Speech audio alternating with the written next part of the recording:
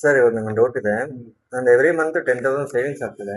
Okay, so ಅದನ್ನ ನಾನು mutual fund ಹಬ್ಳ cut ಮಾಡ್ಬೇಕು. ನೀವು ಸೇವಿಂಗ್ಸ್ ಜಾಸ್ತಿ ಆಯ್ತು ಹೇಳು. ಅದಕ್ಕೆ ನಾನು ಮ್ಯೂಚುವಲ್ ಫಂಡ್ ಇನ್ವೆಸ್ಟ್ ಮಾಡ್ಬೇಕಾ ಇಲ್ಲ ಆರ್.ಡಿ ಇನ್ವೆಸ್ಟ್ ಮಾಡ್ಬೇಕಾ ಇಲ್ಲ ಚಿಟ್ಟಿಗೆ ಇನ್ವೆಸ್ಟ್ ಮಾಡ್ಬೇಕಾ ಸರ್? ಓಕೆ, ಯಾವ್ದು ಬೆಟರ್ ಆಪ್ಷನ್?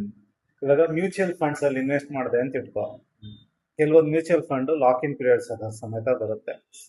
ಏನಂದ್ರೆ ನೀನ್ ಇನ್ವೆಸ್ಟ್ ಮಾಡಿದ್ಮೇಲೆ ನೀನ್ 3 ವರ್ಷ ವಿಡ್ರಾ ಮಾಡಂಗಿಲ್ಲ. ಅದ್ರಲ್ಲಿ ನಿನ್ಗೆ ಇಂಟ್ರೆಸ್ಟ್ ಜಾಸ್ತಿ ಇರುತ್ತೆ. ನೀನ್ ಲಿಕ್ವಿಡ್ ಫಂಡ್ಗೆಲ್ಲ ಹೋದ್ರೆ any point of time you can withdraw, but your earnings ಕಡಿಮೆ ಇರುತ್ತೆ. ನೀನು ಆರ್.ಡಿಗೆ ಹೋದ್ರೆ ಆರ್.ಡಿ ಅಲ್ಲಿ ನೀನು ಫಿಕ್ಸ್ಡ್ ಆಗಿ ಅಮೌಂಟ್ ಹಾಕೊಂಡು ಹೋಗ್ತಾ ಇರ್ತೀಯ. So there is a fixed interest. ನಿನ್ಗೊಂದು ಫಿಕ್ಸ್ಡ್ ಇಂಟ್ರೆಸ್ಟ್ ಬರ್ತಾ ಇರುತ್ತೆ ಯಾವಾಗಲೂ.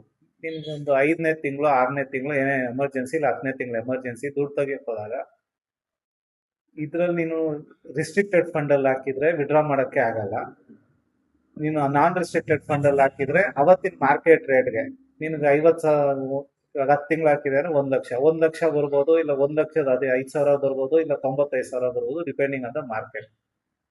ಆರ್.ಡಿ ಅಲ್ಲಿ ನಿಮ್ಗೆ 1 ಲಕ್ಷದ 5,000ನೋ 6,000ನೋ ಫಿಕ್ಸ್ಡ್ ಆಗಿ ಸಿಕ್ಬಿಡುತ್ತೆ.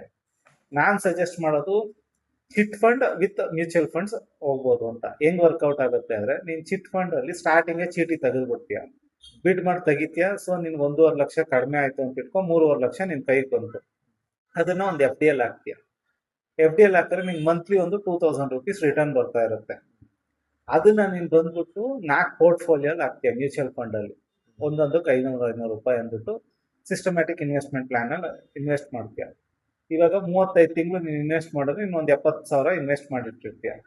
ಅದು ಇಂಟ್ರೆಸ್ಟ್ ಗ್ರೋ ಆಗಿ ಇಟ್ ವುಡ್ ಹ್ಯಾವ್ ಬಿಕಮ್ 1 ಲಕ್ಷನೋ ಇಲ್ಲ 90,000ನೋ ಏನೋ ಒಂದು ಅಮೌಂಟ್ ಆಗಿರುತ್ತೆ. ನಿನ್ಗೆ ಎಫ್.ಡಿ ಅಲ್ಲಿ 3.5 ಲಕ್ಷ ಇರುತ್ತೆ. ಎರಡು ಸೇರೋದು ಒಂದು 4.5 ಲಕ್ಷ ನಿಂದು ಆಗಿರುತ್ತೆ ಇನ್ವೆಸ್ಟ್ಮೆಂಟ್. ನೀನ್ ವೆಲ್ತ್ ಕ್ರಿಯೇಟ್ ಮಾಡಿರ್ತೀಯ 4.5 ಲಕ್ಷ.